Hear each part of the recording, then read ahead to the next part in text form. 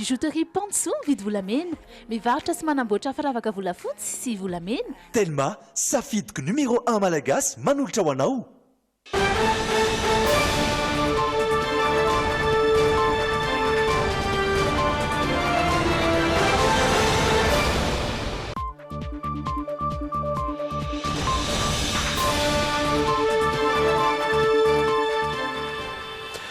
Miarabatompoko ary faty ny fitsidika ny tokantranonao amin'izao takariva ny alarobia fa 5 volana febroary izao. Reto ny lohatentsika.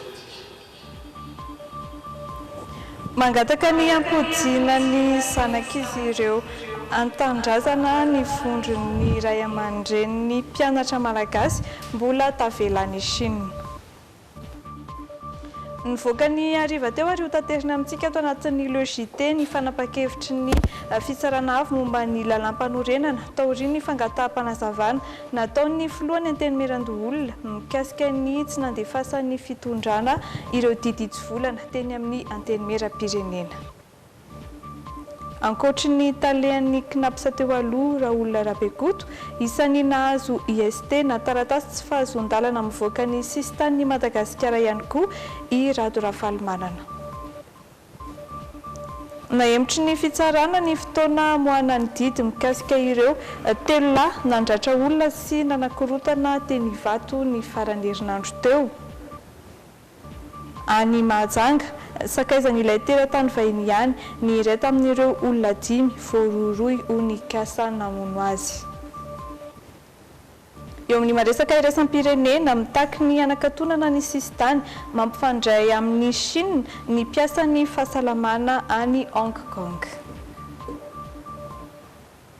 Asiana mpanajana arsika tompoko kilasy tompoko vavy anaraka ny logité hatramin'ny farany.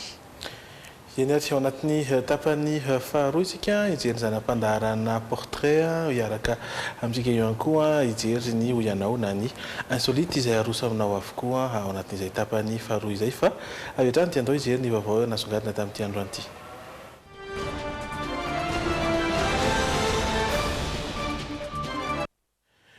Ny mandidina ny coronavirus aloha no ijerentsika avy hatrany satria nanao fanambarana androany ny ray aman-dren'ny mpianatra malagasy izay mbola tavela any Chine izay mangataka ny fampidina ny zanak'izy ireo. Isan'ny andrandrain'ireo vondron'ny ray aman-dren'ny mpianatra ihany koa nisy ny fihaonana amin'ny filohan'ny repoblika vonona anaiky ny fepetra rehetra apetraky ny fitondram-panjakana ho fiarovana ny malagasy eto an-toerana ireo ray aman-dren'ireo aorian'ny fahatongavan'ny mpianatra eto Madagasikara raha ny fanazavana voarain'ny Rindra Tahiry sy Dota Rajarinjato. Taorian'ny fangatana fihaona tamin'ny filoham-pirenena natompona andraikitra mahefa tao Amboditsirohatra saingy tsy afaka nanatanteraka izany dia nanao fanambarana ny ray aman-dren'ireo mpianatra malagasy any Chine manoloana ny fianaky ny tsimikaretina any an-toerana. Izay dia mangataka aminao ny fampodiana haingana araka izay azo atao ho fanavotana ny ain'ireo ankizy any Chine ireo. Aoka ry tompoko tsy andrasana ho siarary na andao sy ny fahafatesana andray fepetra sika mangataka anao izahay andray fepetra amin'izao vanim-potoana mamety azy zao. Efa misy ny fandraisana andraikitra nataon'ny maso ivo malagasy any Chine saingy tsy ampy izany hoy ny ray aman-dreny satria nijanona teo amin'ny fanisan'ireo teratany malagasy any an-toerana sy ny fanomezana vaovao ihany. Ny tena in'ireo ray aman-dreny ankoatra ny mety avoan'ny coronavirus andreo mpianatra sisy atavela dia ny fahataperan'ny vatsim-pianarana eo am-pelatana natao sakafo ihany koa. Milaza ho vonona anaraka ny fepetra rehetra apetraky ny tompona andraikitra eo ampahatongavana ireo ray aman-dreny mba ho fiarovana ny ain'ny malagasy. Dia tsy mivoaka tsy afaka mivoaka amin'ny toerana misy anazy izy vidin'ny zavatra rehetrarehetra no fa 3 fa 4 daholo dia d'ici zany d'ici 10 jours izy ireo dia ho lany daholo ny borsanay dia ho sahirana mihitsy izay amin'ny hanina hoaninay satria le coronavirus zany mbola tsy fantatra mihitsy hoe rovina no foana. Mbola tsy fantatra mihitsy izany le izy dia aloha izy mba averina aty Madagasikara ministère santé à Madagasikara mandray fepetra hoe atao ahoana ireo ankizy ireo tsy haiko natao quarantaine zay vao avoaka makany amin'ny ray aman-dreny ohatra dia izay mba hiangaviana mihitsy hoe mijaly ny ankizy any sady tsy azo andefasana vola any ny ankizy tsy ampy ny sakafony nefa raha vao tsy ampy sakafo kosa ny ankizy tonga dia tratran'ilay coronavirus mora dia mora mihitsy ny azahoana anazy. efa ho tapa-bolana izao ireo mpianatra ao Chine ny voatery ny katotrano izay tsy mikaretina izay. Mbola salama avokoa ireo malagasy raha ny fampitam-baovao. Raha ny ao hoanina manokana dia miisa 250 izy ireo no mandraty fianarana any. Araka ny fampahafantarana voaray ireo mpianatra nefa dia ho tapaka ny fifandraisan-davitra rehetra ao hoanina manomboka androany. Fa ny zavatra ho isy manomboka androany hariva zay ny communiqué misy any manomboka androany hariva ho tapaka ny resaka WeChat any Chine zany plus précisément zany ao hoanina ho tapaka ny WeChat manomboka amin'ny valo androany hariva. Misy ora miteny zany mety ho tapaka le izy. Zany hoe manomboka izy leleka izy.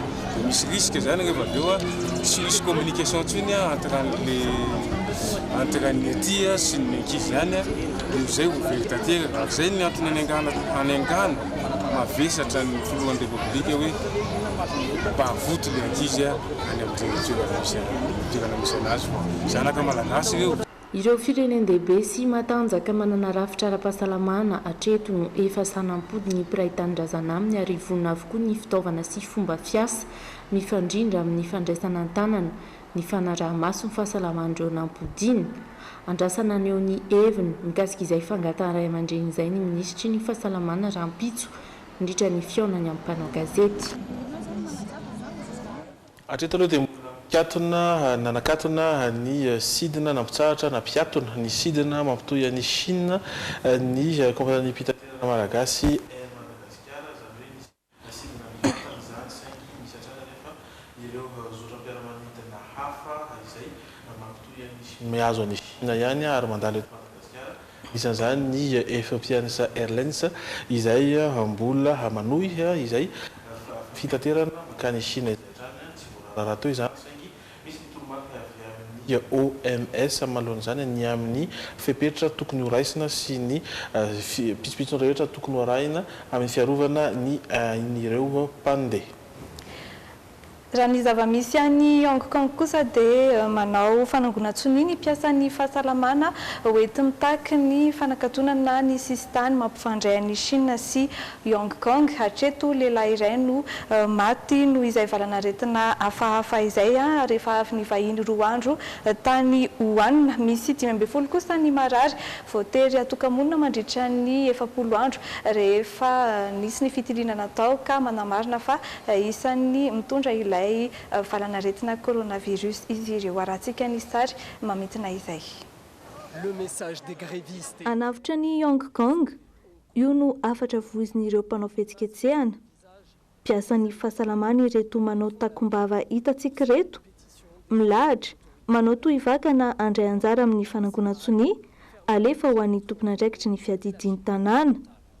Votoatin'ny fangatahan'izy ireo ny anakatonana ny sistany mampifandray ny Chine sy Hong Kong. Tsisy dikany ny asa-pitsaboana rehetra tao raha ohatra ka tsy sakanana izay mety hampiditra coronavirus eto Hong Kong. Travail médical devient inutile. Azo lazaina olona eno izay fitakiny izay ny manam-pahefana saingy nanapa-kevitra fa tsy anakatona ny sistany.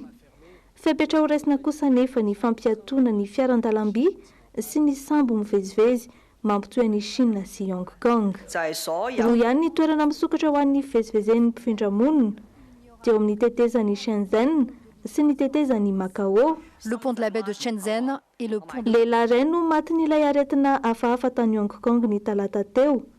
Ny faraparan'ny volana janoary izy no fantatra fa ny vahiny 2 andro tany Wuhan.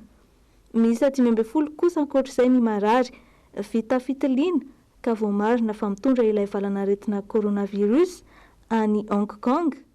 Atokamonina mandritra ny 70 andro avetrany izy ireo ary nametahana bracelet électronique.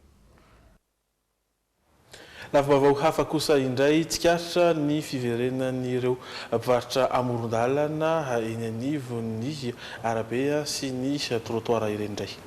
Tsy maintsy rosona nefa ny fanalana azy ireo. Arak'izany dia mbola eo am-pitadiavana vahaolana maharitra amindrana toerana ireo mpivarotra amoron-dalana ny eo anivon'ny fiadidiny tanànan-Antananarivo amin'izao fotoana izao mba hialana amin'izay fiverimberenana ny fanalana ireo mpivarotra izay. Nanangona ny vaovao i Pierre Tina Razafindramanana sy Doda Rajarinjato. Misy amin'ireo toerana sasany hoy ny Italia ny tsena Antananarivo renivohitra no mbola afaka hijanonana ireo mpivarotra amoron-dalana saingy misy kosa tsy afaka hivarotana mihitsy. Tahaka ny eto ivelany ny farina nosy izao izay mbola ahitana mpivarotra amoron-dalana raha toa ka efa noesorina tsy nisy atakandro teo aloha. Antony izay fiovana izay ny tsy mbola nahitana toerana voatokana ametrahana azy ireo. Ny makasika mpivarotra amoron-dalana amin'ny ankapobeny indray dia rehefa fampiresaka tamin'ireo solon-tena mpivarotra izahay teto amin'ny komina Antananarivo renivohitra dia mba nangataka izy ireo hoe aleo izay hivarotra. Misy apahan'izy ireo afaka mivarotra, misy kosa nefa apahana tena tsy afaka hivarotra mihitsy satria ao anatin'ny trottoir ny sasany amin'izy ireo. Na nasiana toerana fonjo mainka aloha nametrahana an'izy ireo fa ho avy ny toerana fotoana ray lehibe satria tsy maintsy hanao foto-drafitrasa sika. Anisany vahaolana vonjomaika no raisy ny komina Antananarivo renivohitra mba isorohana ny fitohanany fifamoivoizana izao ny famindrana mpivarotra ho atao ao amin'ny farina nosy. Mahazaka mpivarotra anarivony eo ato izay nambara ny tompon'andraikitra fa manaraka ny fandaminana. Zaridaina hoe efa vita tsara zany natao hipetrapetrahan'ny mpianatra hoe mirava, mpiasa mirava dia nefa ilay izany lasa angazehan'le mpivarotra. Dia miala mpivarotra lakamisy dia voretra be eto.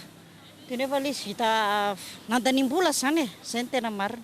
Tsy voafehy satria zareo ilay mpivarotra amoron-dalana tsy azo hivarotana dia voalasa mpitandro filaminana dia miverina ry zareo. Dia raha ohatra hoe manaja le fahadiovana sy le lamina le mpivarotra tsy manina fa ilay izy maloto sady manimba le foto-drafitrasa mba tsaratsara.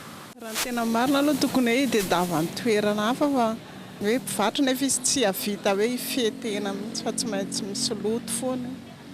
Dia raha marina zany tokony fohanana daholo amiko aloha ireo tsena rehetrarehetra isaky ny ohatra hoe Larobia ny Andravoahangy na Lakamisy aty Mahamasina satria ilay embouteillage efa be dia be fa tokony efa samy misy tsena fotsiny dia samy manantokantona ny daholo fotsiny ny rehetrarehetra. Hatreto tsy mbola nahitana vahaolana ireo mpivarotra eny Analakely sy ny manodidina hoy ny tale ny tsena Antananarivo renivohitra. Nanaiky ny hijanonan'izy ireo eny an-toerana ny tompon'andraikitra mandram-pisiany ny toerana malalaka ahafahan'izy ireo mivarotra. Miakana amin'le famindrana an'le aiza izay natao na aiza izay natao fa izay aloha eto aloha zao amin'izao aloha izay koa andeha ny bypass eny aorian'ny anina ko tsy mety kosa aloha. Nenay zao tianay akaiky vila dia amin'izay mba malafo tsara. Ka ilay izy ilay hoe mbola tsisy toerana dia tiany izay aloha fa rehefa misy toerana amindrananay dia izay vao afaka mifindra mety aminay. Nanamafy ny taleny ny tsena Antananarivo renivohitra fa tsy atao ankamehana ny famindrana ireo mpivarotra amoron-dalana. Ilaina drafitra maitipaika izany toy ny fametrahana foto-drafitrasa maharitra. Fa eo amin'ny sehatra politika kosa indray dia namaly ny taratasy fangatahany filohan'ny antenimierandoolona ny fitsarana avy momba ny lalam-panorenana. Araky ny fanambarana izay navoakan'izy ireo androany hariva ary dia afaka mandefa indray ireo didy itsivolana nosoniavana ireo afaka mandefa indray ireo didy itsivolana nosoniavana ireo eny amin'ny antenimieram-pirenena mandritra ny fotoam-pivoriana manaraka eo ny filohan'ny Repoblika. Nivoaka io arivo io ny fanapahan-kevitry ny HCC mikasika ny taratasy fangataham-panazavana momba ny tsy nandefasan'ny fitondram-panjakana ireo didy itsivolana izay nosoniavin'ny filoham-pirenena teny amin'ny antenimieram-pirenena nandritra ny fotoam-pivoriana faharoan'izy ireo ny volana Desambra 2024 lasa teo. Araky ny nangatahan'ny filohan'ny antenimieran-doolona Rivo Rakotovao. Ho an'ny filohan'ny antenimieran-doolona dia nandika lalàna ny fitondram-panjakana izay tsy nanaraka ny fanapahan-kevitra tsy azo ivalozan'ny HCC. An'ity fanapahan-kevitra navoakan'ny HCC ity dia afaka ny ametraka ireo didy itsivolana izay nosoniavany mandritra ny fivoriana ireo antenimieram-pirenena manaraka ho avy izao indray ny filoham-pirenena. Manazava ny antony tsy maintsy ametrahana ny fankatoavana ireo volavolan-dalàna eny anivon'ny antenimieram-pirenena ny HCC araky ny voalaza ao amin'ny andininy 10 amin'ity fanazavana navoakan'izy ireo androany hariva ity. Etsy ankilany nilaza ny HCC ao anatin'ny antony 720 fa misy fepetra ny tsy fampanankery didy ijvolana iray. Eo ny feptaona izay tsy maintsy apetraka fa etsy andanin'izay manamafy any koa izy ireo fa tokony ho hita miariary ny tsy finiavany gouvernemanta apakatoy ireo didy ijvolana no sy niavy ny gouvernemanta vao mety hitombona ny fanafoanana izany. No io dia nampafantatra ny HCC fa afaka mametraka ireo didy ijvolana eny anivon'ny anteny merapirenena ny fitondrana mba hampanankery izany. Tsy hivina ihany nefa hoy ny fitsarana avy momba lalampanorenana fa misy amin'ireo didy ijvolana no sy niavy ny filoham-pirenena no tsy maintsy ankatoaviny, misy kosa ireo tsy voatery ampiarina tahaka ireo fangatahana famatsim-bola iraisam-pirenena. Manaraka dokam-barotra kely isika aloha avy eo amin'ny ferinety indray.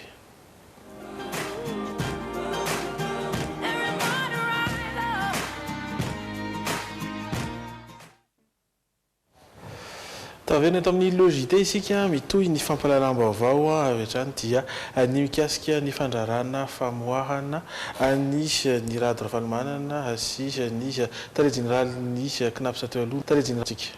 Arak'izany tato anatin'ny roa herinandro dia misy roa ireo olona nahazo IST na taratasy tsy fahazon-dalana mivoaka ny sisin-tanin'ny Madagasikara tamin'ny fiandohany ity taona 20 sy 2024 ity ary araky ny voalaza teo dia tafiditra ao anatin'izay Rado Rafalimanana izay candidat filoham-pirenena farany teo sy Rabekoto Raolona talen'ny Knapsa teo aloha.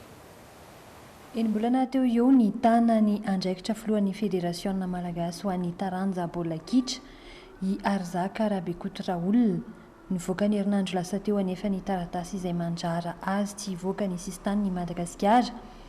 Isy ny fanadihadiana ho atao azy fony izy ny tana ny andraikitra tale général ny Knaps araky ny fantatra. Efa nahazo mari-pakasitrahana tamin'ny asany sy ny fahaiza mitantana ny Knaps nefa izy izay nomeny fikambanana iraisam-pirenena misahana ny fiahiana ara-tsosialy ny taona 2012 izay anisany mampametra-panontaniana maro ka andrasana ny vary ny fanadihadiana. Latsaka omaly ihany koa ny didy fandrarana tsy fahazona mivoaka ny tanin'ny Repoblikan'i Madagasikara ho an'ny Rado Rafalimanana. Filoha tale général ny Rado Group sy ny fikambanana tsy miankina ny fanahy maha-olona araky ny taratasy navoaka ny tonian'ny mpampanoa lalàna eo anivon'ny fitsarana ambony Antananarivo. I Rado Rafalimanana izay mbola maneho ny fitsidiana ny aloatra mangoro hitondra fanampiana ho an'ny ireo trabona. Anisan'ireo fanahazo IST na tsy fahazon-dalana hivoaka ny Madagasikara i Rajason Agi Laurent, ministry ny serasera teo aloha, Razara Pierre Fidèle sy Ernève Faniry Arsoa ny taona 2012. Fa anisany nojerevantsika ihany koa ny vaovao mikasika ny tondradrano sy ny fanampiana fitondrana fanampiana ho an'ireo izay trabona. Nanainga androany ary ny fiarabe hitatra ireo fanampiana voangona teny amin'ny BNGRC ho an'ireo trabona hiazo ny faritry Boeny sy Sofia izay tsy mbola naharay fanampiana mihitsy taorian'ny fahavoazana izy ireo efa eo am-pandiniana ny paikady anarenana miandalana ny fiainan'ireo mponina lasibatry ny andro ratsy iny amin'izao fotoana ny tompon'andraikitra isan-tsokajany raha ny tatitra nataon'ny sekretera mpanatanteraka eo anivon'ny BNGRC androany ny vaovao isony Andreniry sy Kasambola Manana. Fiarabe miisa enina no indray nanainga androany maraina tety amin'ny BNGRC hitatitra ireo fanampiana mananika ny 90 taonina voangona ho an'ireo traboina. Miisa efatra ireo faritra tsy mbola naharay fanampiana mihitsy hatreto taorian'ny fahavoazana, isan'izany ny faritry Boeny sy Sofia izay hitondrany ireto fanampiana nanainga androany ireto. Mitotaly 13 ireo komina ahazo ny fanampiana izay ahitana vary, voamaina, menaka, siramamy, savony ary kojakoja ilaina amin'ny fiainana andavanandro. Misy toerana efa be dia be no nisitraka ny fanomezana izay efa nataontsika. Dia ireo le mandeha androany, le nandeha androany zany dia mbola tsy nahazo mihitsy an'ilay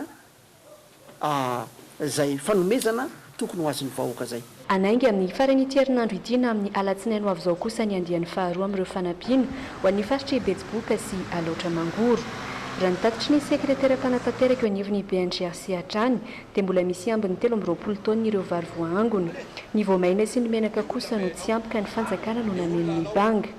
Marina fa efa eo am-pandiniana ny paikady anarenana miandalana ny fiainan'ireo mponina lasibatry ny andro ratsiny amin'izao fotoana ireo tompon'andraikitra isan-tsokajiny. Nahoana ny tanimboly ny olona no vo dia ireny zany a efa misy secteur any ministère ny milidany iny zahany manao ny coordination dia efa misy évaluation natao reny dia anomboka reo zao fa be dia be ny partenaire antsika tonga eo hoe ahoana ny filana dia efa miteny aho hoe am'ity ny zavatra tena maika indrindra dia nyresaka masom-boly na ataontsika hoe semence mba amonjena ny olona any zany efa manombana an'izay sahady tsika mikasika ireo vola voangona nomen'ireo tsara sitrapo kosa indray tena namafy ny tompona andraikitra faharaha-midinika amin'ireo mpiara-miombonantoka ny ampiasan'ireo vola tsy maintsy tonga eny ampelantanan'ireo trabona avokoa izany araky ny filana misy sy ny fangatahana voarain'izy ireo fa na dia isan'ireo tanàna traboina na dia tsy isan'ireo tanàna izay trabony noho izay rotsakorana izay anazy ny teny Ivato distrikana tsy Ambohidratrimo amin'ny faritra Analamanga dia tanimbary hekitara maro kosa no tondradrano. Arak'izany dia simba ny ankamaroany ireo volovary amin'ny faritra maro tsy nanadino azy ireo noho izany ny fiadidian'ny tanàna ka nanolotra fanampiana arak'izao hitaterany Andrilalaian'Andriamasy misy Sara Safijatovo azy izao. Antananarivo ny amin'ny commune Ivato ao anatin'ny distrikany Ambohidratrimo faritra Analamanga no trabona no fandalovan'ilay andro ratsy sy oranandro naharitra be teto amintsika farany teo. Ao ireo tsy manan-kialofana, maro ihany koa ireo tsy manan-katokona intsony. Efa vonona ny fanampiana sy fanomezana avy amin'ny mpiadidin'ny tanàna izay tarihany be ny tanàna Penjy Randrinarsoa izay ahitana sakafo sy ny maro hafa. Ny fizarana dia tsy ho angonina ny olona fa hitetezana tokantrano izany hoe dondonina isam-baravarana dia omena ireny fanampiana ireny ny olona mba tsy hampitapita tanana hoe aty amin'ny ity commune ity hoe misy olona hampandrekefana azy fa dihidina tseritra mihitsy mety isy ny fanontaniana fa maninona ny tsy aterina eny anivon'ny BNGRC fa eto aloha zay akaiky dia akaiky le olona dia mba vazametsika aloha no azo ilazana azy no anampinay ireo mponina atao anatin'ity commune Ivato ity. Fanampiana vonjomaika ireo fa efa ao anatin'ny tetikasany bentanana Ivato amin'izao taom-piasany vao nahavoafidy azy zao ny mahakasika ny sosialim-bahoaka. Vao tonga teo zay tao anatin'izay 10 andro ny tantanana izay aloha dia ireo fako be aman-taonina no ny sorona afaka aloha ny fako be teny Mandrosoa afaka ny fako be ihany koa teo an-tsena izay efa mananika ny tany amin'ny 50 taonina tany hoany ny totalin'ireo dia tao anatin'ny herinandro no nanesorana an'izay nisy malala tanana izay nanampy nanome fitaovana nanesorana an'ireo fako ireo fa amin'izao fotoana izao dia ezaka ny fanamboarana ny simba aloha ireo lalana simba ny rotsakorana ary fametrahana foto-drafitrasa toy ny lalan-kely sy ny lalam-be ihany koa ezaka ihany koa ny ampirehitra ny jiro eny anivon'ny fokotany tsirairay eny dia marobe ireo filan'ny mponina izay tsy maintsy atao indrindra ny lafiny ara-tsosialy izay hoezahanay ho apetraka atao anatin'ity commune ity fa ny tanjona moa Ivato mamirapiratra tsy maintsy vita izay Ivato mamirapiratra izay amin'ny mavavadin'i Madagasikara ity commune ity. Fa amin'izao fotoana dia mifanome tanana amin'ny fitondram-panjakana amin'ny fametrahana lamina matopaiky anakanana ny fidiran'ny coronavirus eto Madagasikara ny fiadidiana ny tanànan'i Ivato. Ijery tranga fiarahamonina indray isika rafitra ny ady tao amin'ny toeram-pisotroana iray teny Ivato ny faran'ny herinandro lasa teo. Araka ny fantatra dia 3 lahy no nitarika ny ady sy ny korotana tamin'izany nampiasa fahefan'olom-patatra izy ireo no sady nikasin-tanana ny olona tao an-toerana ihany koa tonga teny Ivato ny mpitandro ny filaminana ary niezaka nandamina saingy fandrahonana no nasetrin'izy 3 lahy izany mitondra ny fanampanazavana mikasika izay tranga teny Ivato izay Ianarabarosoa sy Rodin no menjanahary. Na emotry ny teo anivon'ny fitsarana ny didim-pitsarana ho an'ireo lehilahy 3 nandratra olona sy nanakorotana teny Ivato ny faran'ny herinandro teo. Araka ny fanazavana ny Benjony Tory, nanao tsindry azo lena ireo 3 lahy nanakorotana. Nampatahotra ireo tompon'ny toeram-pisotroana izy ireo fa manana havana manam-pahefana ka tsy matahotra ny fitoriana atao azy. Ny zavatra marina mihitsy zany hoe tokony avoaka an'zareo fa tsy hoe akory hoe zay olona mahavoalovola sy zay miseho hoe manambola dia hoe ho afaka daholo nefa le zavatra ataon'zareo fampiororona amin'ny fokotany misy anay na ny olona amin'ny fokotany misy anay ary tsy afaka mivoaka mihitsy tsy afaka mivoaka satria amin'le fampiororo nataonjala dia lasa matahotra an'zareo betsaka be zao ny olona amin'le fokotany misy anay hoe te hijoro vavolombela ary te hitory an'zareo aty fa noho n'le tsindry azo le nataon'zareo dia tsy afaka mijoro eto mihitsy le olona fa matahotra an'zareo fa hoe mahalala olona ambony ry zareo. Raha tsy ahivina ny farany herinandro teo dia Nivato tao amin'ny toeram-pisotroana iray ireo 3 lahy dia nila ady tamin'ireo mpisotro hafa. Nandrahona izy ireo ary nanankorotana niaraka tamin'izay ka vaky ny vera sy ny tavoahangy nisy ireo olona hafa ary nisy mihitsy aza ireo naratra noho ny nataon'ireo olona ireo. Dia tsy nanaiky izy fa hoe tsy maintsy ho atao an'izay koa zany le cliente ivelany ho borikena amin'ny sigara ny tanany.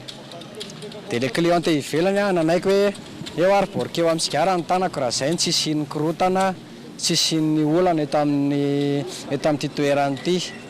Dia rehefa miborikena ny sigara ny tanan'le ankizilahy sady mbola nitiafiny tamaina ihany koa avy eo.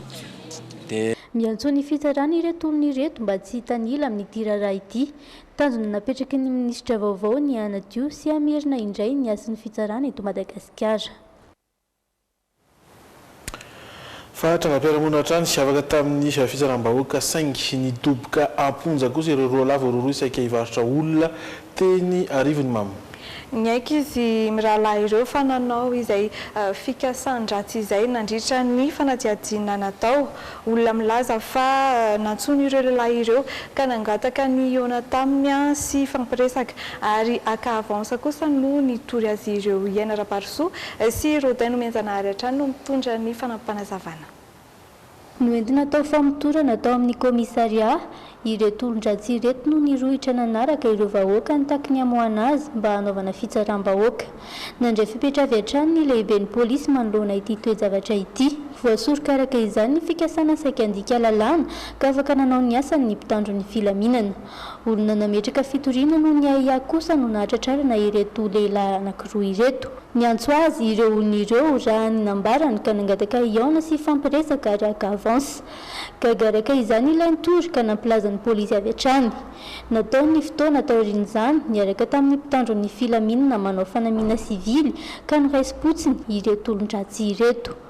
Ny haiko fa tena saika hivarotra olona tokoa izy ireo nandritra ny fanadihadiana natao. Ananan'ny banky vola ka tsy maintsy hanefa izany no nahatonga azy ireo nikasana tanteraka ity teti-dratsy ity. Ny faraka amin'ny 30 volana janoary lasa teo izy roa lahy no nampidirina ponja vonjimaika. Nanondro namana iray hafa ihany koa izy ireo taorian'izay ka voasambotra tamin'ny andro iny ihany ilay lehilahy fahatelo. Mbola trangam-piarahamonina hatrany tratiaky ny mpitandro filaminana tany Mahajanga ny alatsinainy teo ny olona miisa 5 izay voaroroy tamin'ny fikasana hamono teratany frantsay iray. Araka ny fantatra dia sakaizan'ilay teratany vahiny ihany ny iray tamin'ireo tovovavy izay nahavandoza tonga ra-potoana teny amin'ny hopitaly kosa ilay vazaha ka afatra soamantsara ny ainy. Mbola misy naman'izy 5 karoana amin'izao fotoana. Mitondra ny antsipiriam-baovao mikasika izay Sambatra Eriko, Sonia Andrenirina ary Kasambola Manana. Toy izao ny ratra nahazo ity teratany vahiny iray tao Mahajanga ity, taorian'ny fanafiana nahazo azy. Raha ny fampitambavao avy amin'ireo mpitandro filaminana eto Mahajanga dia isan'ireo voaroroy tamin'ny famonoana azy ny sakaizany. Alatra finday nataony namany ity sakaizany ity nandritry ny fanasana natrehan'izy ireo tao an-trano ilay teratany vahiny no fototry ny olana rehetra raha araky ny fanazavan'ny mpitandro filaminana. Efa vita amin'ny fanasana nody izay olana saina ka tamin'izay nangalarin'ireo ny finday nyto vahiny ito. Taty aoriana hoy izy le vahiny hoe nisy caméra tao an-trano ka hita tao anaty caméra nareo nangalatsy an'ilay finday. Nanomboka teo amin'izay ny tsiry ny fikasan-dratsy ireto vahiny reto miaraka amin'ilay sakaizany ilay vahiny ho andeha hikasa hamono fatiny ity teratany ity. Nokasain'izy ireo ovonona ho faty mihitsy araka izany ilay teratany vahiny. Tsy tanteraka nefa izany satria tonga ra-potoana teny amin'ny hopitaly ity farany ka afatra soamantsara. Nametraka fitoriana no io ilay vazaha rehefa nandeha ny fikarohana sy fanomezam-baovao avy amin'ny olona tsara sitrapo tety an-toerana dia tratra ireo nahavandoza. Tovovavy miisa 4 ary lehilahy iray no voasambotra ny mpitandro filaminana teto Mahajanga ny alatsinainy teo.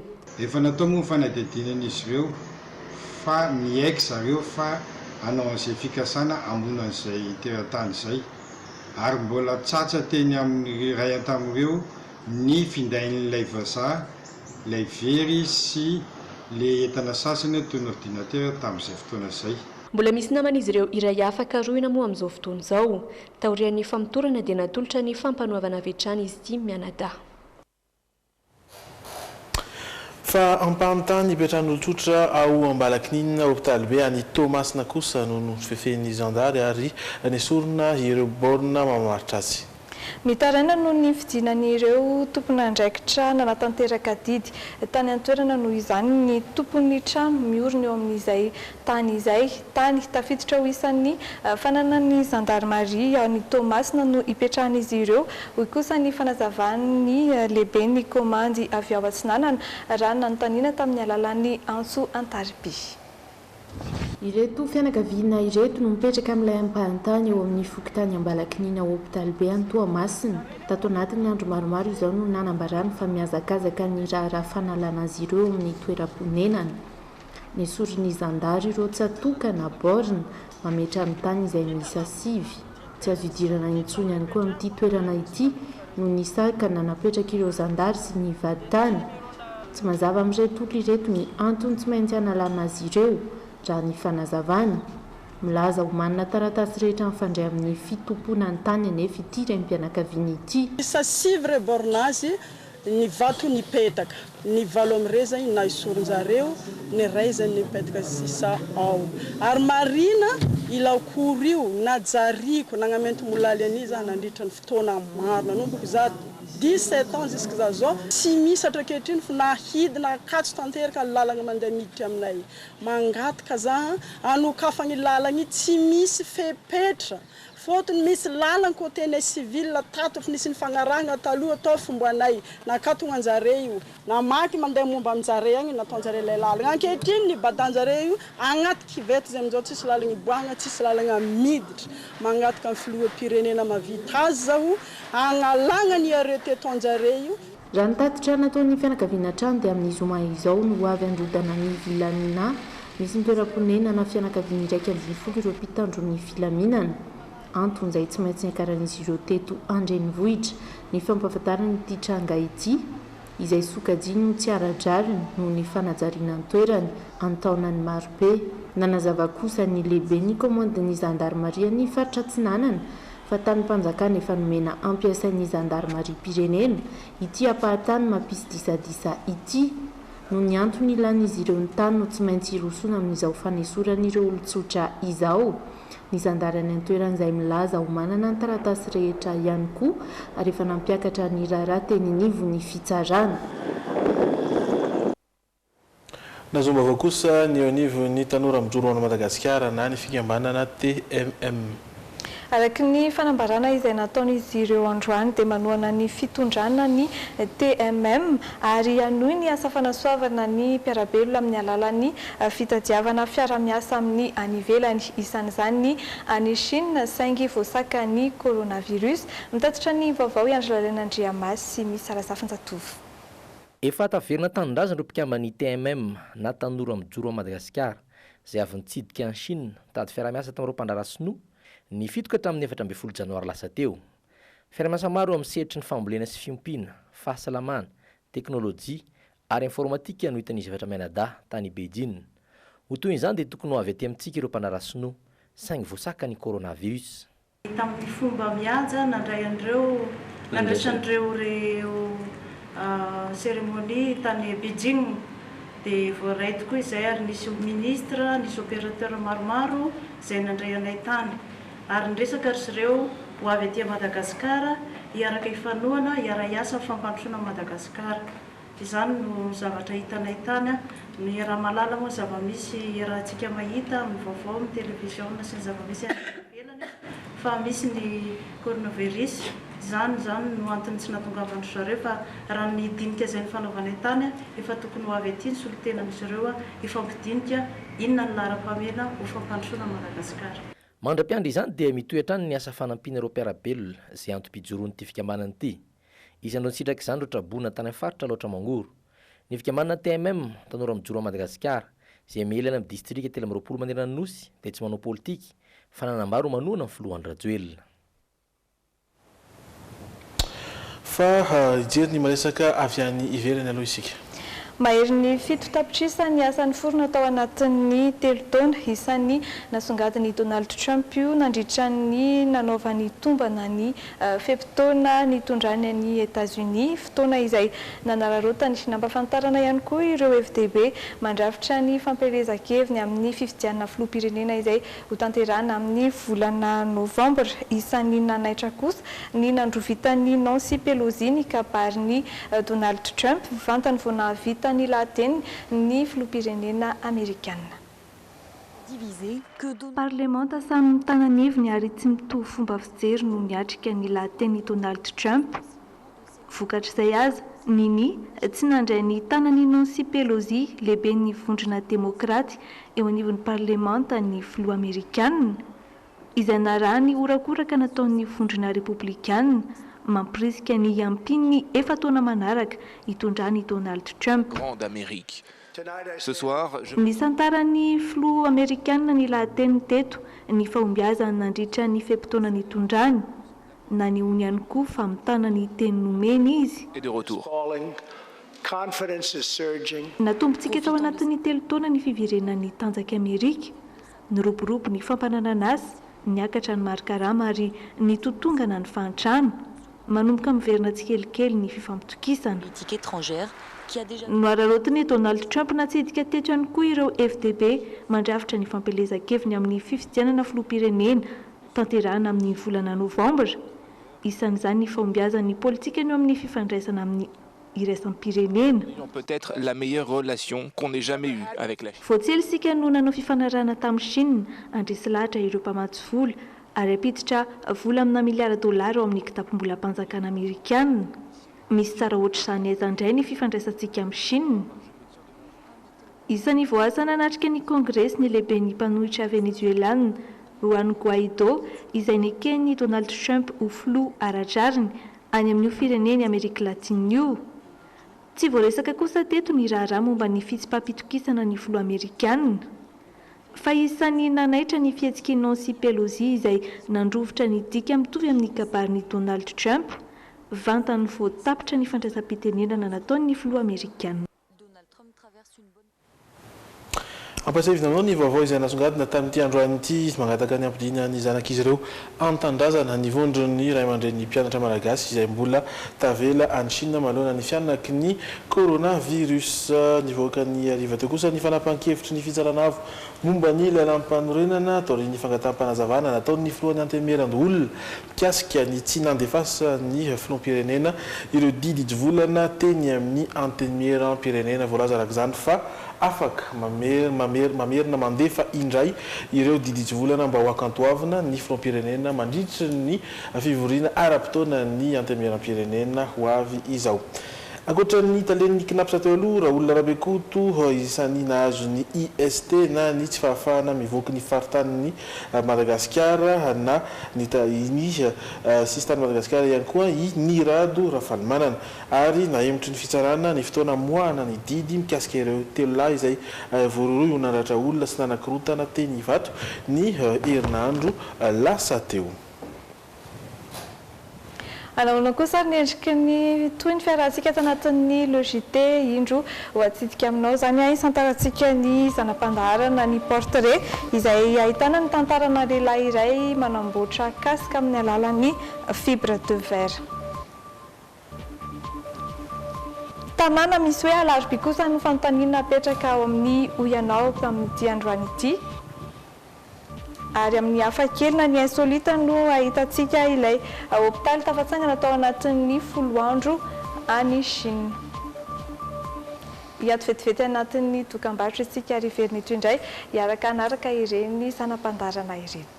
These days I don't feel like me.